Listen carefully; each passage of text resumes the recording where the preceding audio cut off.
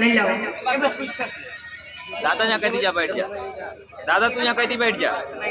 ए दादा यहाँ कहती बैठ जा। दादा और आप सम्मानित पूज्य हमारे गार्जियन जी, वाह क्या बात है, बहुत खुशी हुई आज श्री धाम में रुचि यादव जी आपका आगमन हुआ। पूज्य हमारे बाबूजी आप ओमकार नाथ यादव जी समूति से आप हमारे गार्जियन जी, हमारा भाग्य नहीं है, आप लोगों का आशीर्वाद है जो इतनी मुसीबत की घड़ी में आप लोगों ने हमारा खुल के सपोर्ट किया, प्यार दिया, दुलार दिया। सभी को बहुत बहुत धन्यवाद है। इस मंच के माध्यम से जितने भी भाई हमारे साथ खड़े रहे इस मुश्किल की घड़ी में, और ये हमारा सौभाग्य है कि इतना कुछ होने के बाद भी आप लोगों ने इस मंच पर हमें गवाने का कार्य किया है। फिर एक बार वही होली। बहुत बहुत धन्यवाद करता हूँ। दादा ठीक ठीक, क्या बात है, बहुत सुंदर, क्या कह रहे हो। हमारे गार्जियन जी के द्वारा 100 रुपया आशीर्वाद के चारे क्यों बच्चे अपनी कला में कामयाब रहे। बारे अच्छा जब भी मेरे साथ है ना, क्या बात है, अच्छा ठीक कॉफी पिया क्या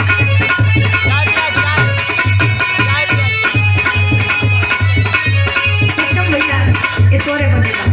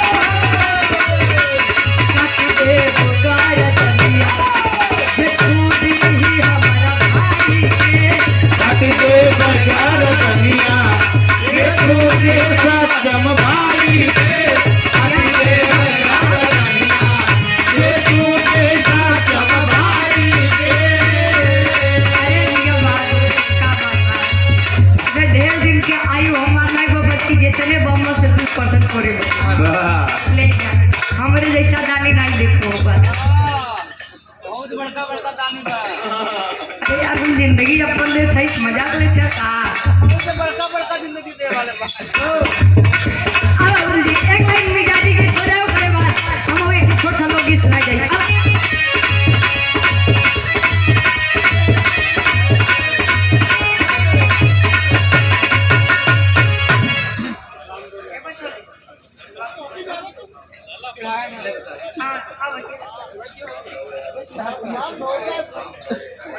सम्मानित पूज्य गार्जियन जी आप रामदौड़ यादव जी फतेहपुर से मेरे पूज्य गार्जियन जी के द्वारा बड़े भाई हैं।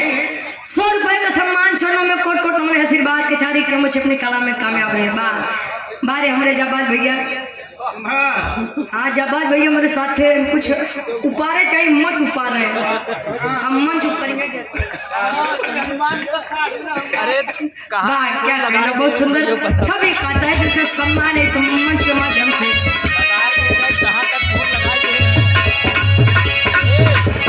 सत्यम भैया जानत है एक देवर भौजाई के चलते कुल देवर भौजाई बदनाम। एक गाना आ रहा है कि घरे आईबा जे बोला मना बहेरावा से तो दिलवा लगा ले देवरवा से। अशोक कुमार हमारे भैया फतेहपुर से 200 रुपए का सम्मान, बहुत बहुत धन्यवाद बा।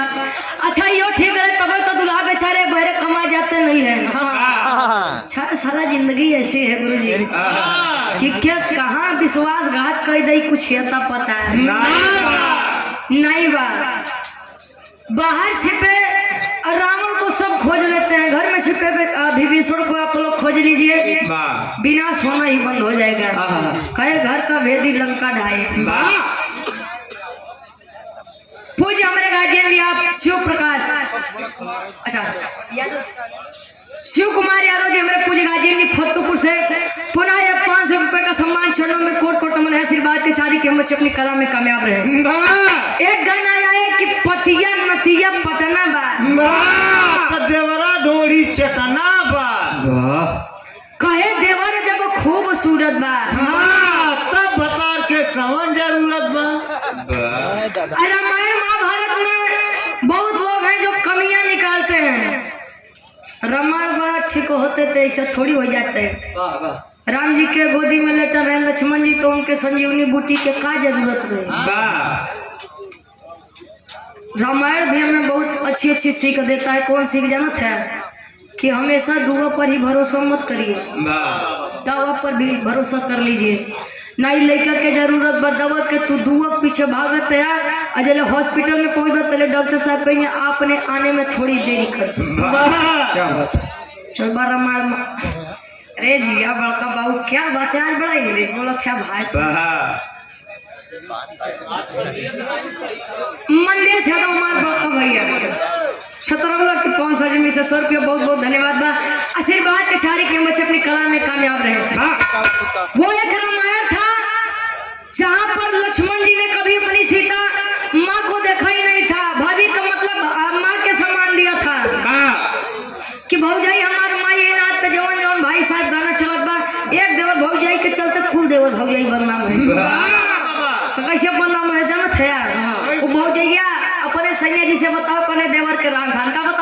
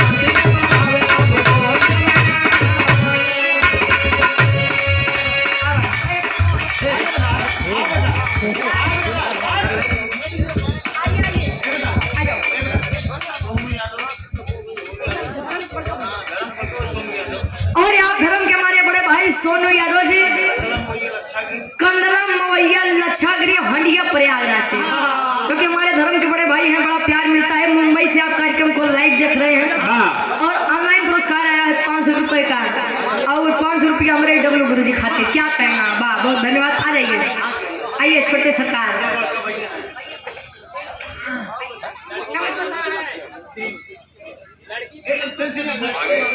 क्या बात है, अब भैया अब वायरल करवाई गई हमें आपके।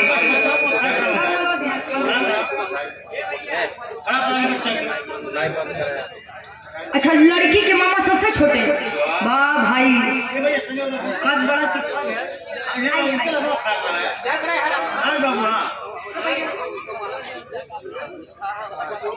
सामने छोटू भाई लड़की के सबसे छोटे मामा है। हल्का सा बैठ जा।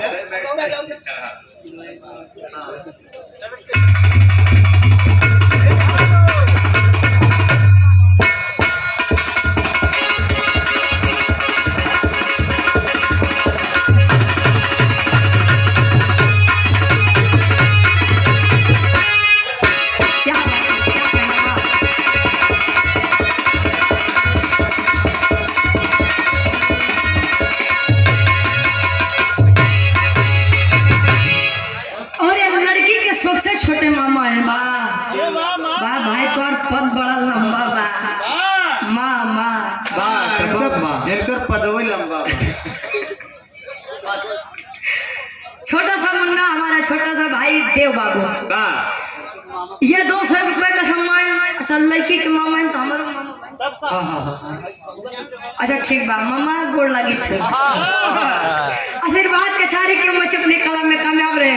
अब दुल्हन कहे का कहे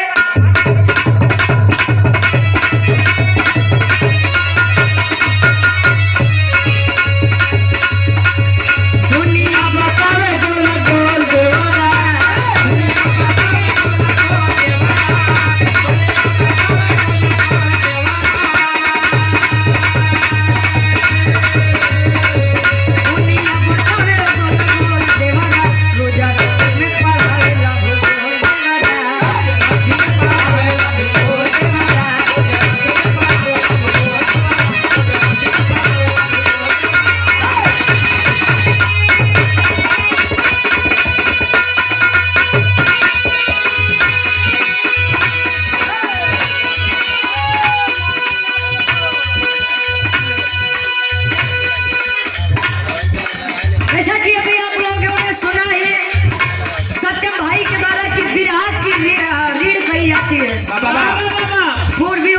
भैया उ तो लड़की के दर्द रहे बिरह रहे। अब यहाँ से सुना प्रभु श्री रामचंद्र जी के बिरह का दर्द बा।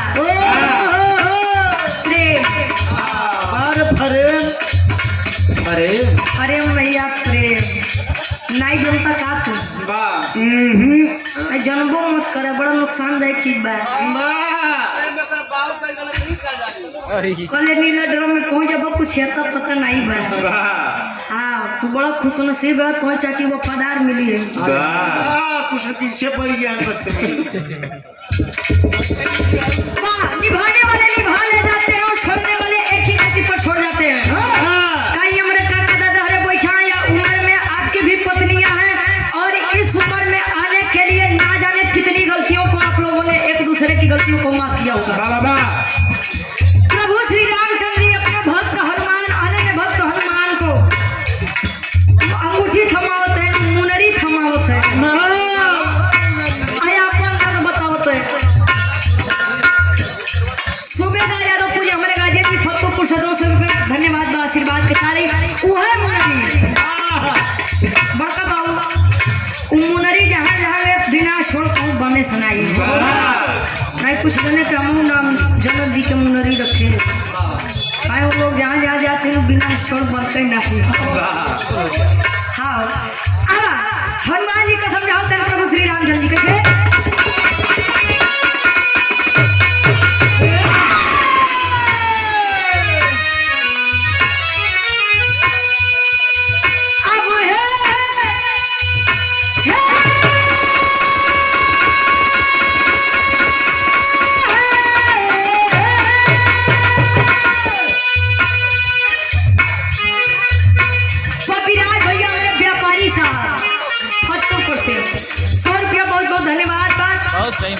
राम जी समझा रहे हैं अपने अनन्य भक्त हनुमान को हरे प्रेम क्या समझा में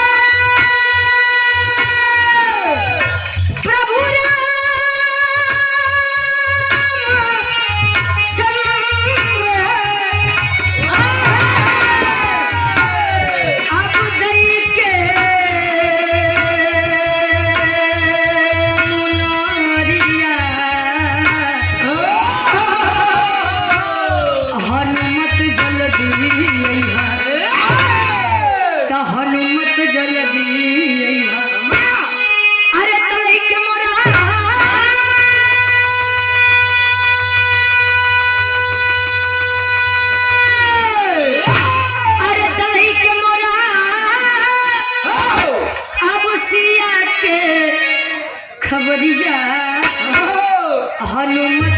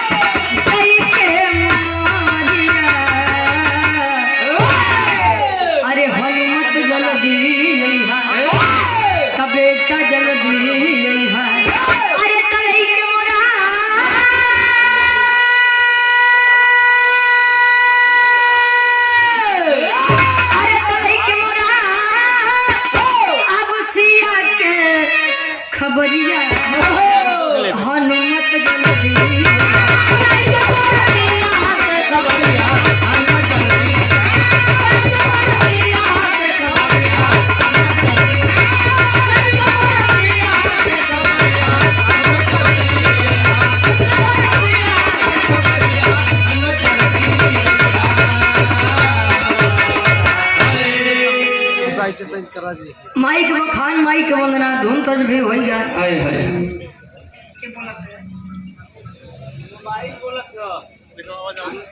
बड़ी बढ़िया गीत आप लोगों ने सुना सत्यम जी से, बड़ी खूबसूरत गीत रहे क्या। वाह बेस बन गई। अच्छा एक बात बा गुरुजी,